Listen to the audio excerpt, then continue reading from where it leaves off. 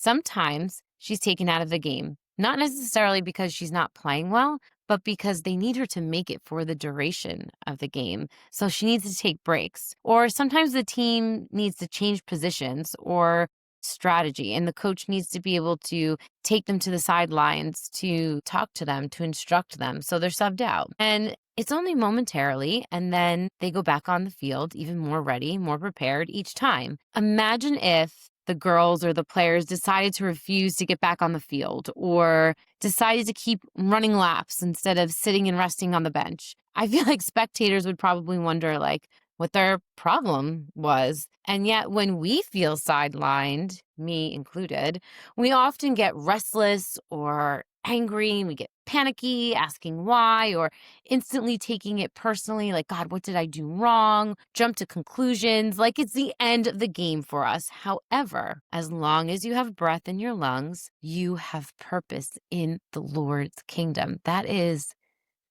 a promise. In Isaiah 42, we read about a suffering servant. It highlights the nature of a servant and God's promises to him. Thus says God the Lord, who created the heavens and stretched them out, who spread forth the earth and watched that which comes from it, who gives breath to the people on it, and the spirit to those who walk on it.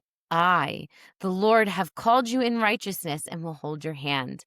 I will keep you and give you as a covenant to the people, as a light to the Gentiles, to open blind eyes, to bring out prisoners from the prison, those who sit in darkness from the prison house. I am the Lord. That is my name. And from what I've read, the scripture is referring to Jesus, Jesus as the servant. But I feel like parts of this could apply to us. We put a lot of limits on ourselves and we make a lot of assumptions about God's plan in our life and how it should unfold and what it should look like and what's the timing. And we subscribe to a lot of outside influences when it comes to determining our worth, our trajectories, our abilities to serve.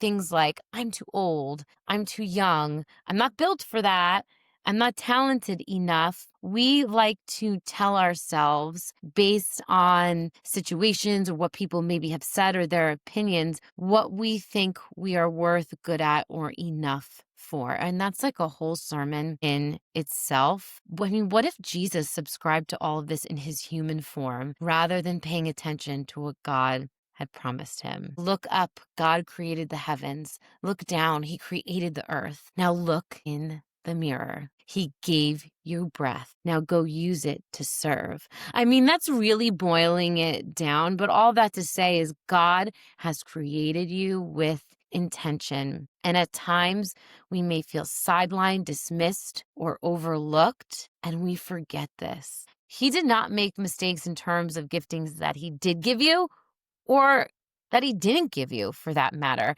He knew you would walk through life in the manner that you are, and he has promised, as he said in Isaiah 42, I will hold your hand.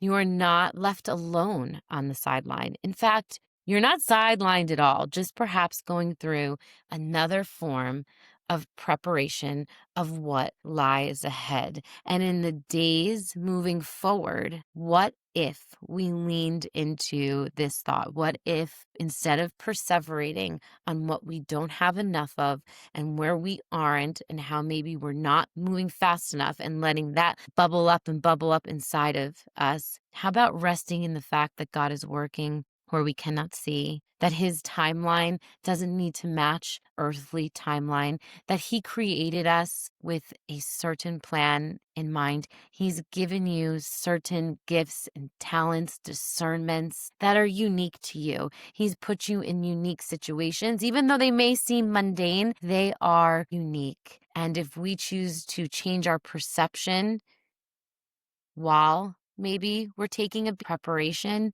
it just might change the game for us.